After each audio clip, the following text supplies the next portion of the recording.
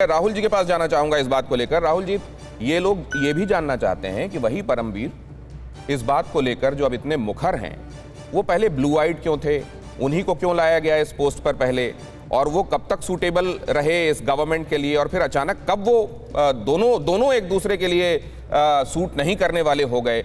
इसको लेकर क्या कहती है आपकी समझ? इसका मतलब ये है कि अब इसका जवाब देखिए, सही तो परमवीर सिंह ही दे सकते हैं कि ये हृदय परिवर्तन अचानक उनमें कैसे हो गया। इसके पीछे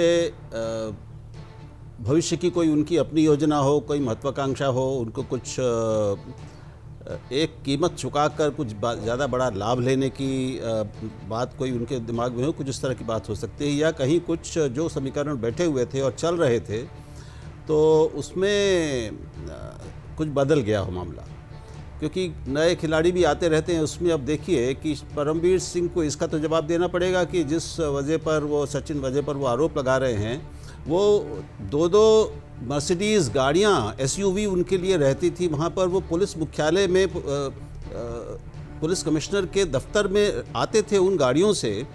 तो उनके हैसियत और उनके पद का कोई पुलिस अधिकारी मर्सिडीज़ एसयूवी से चले और पुलिस आयुक्त को कोई समस्या ना हो उसके साथ, उसको जानकारी में ना हो, ये असंभव है। लेकिन वो होता रहा, चलता रहा।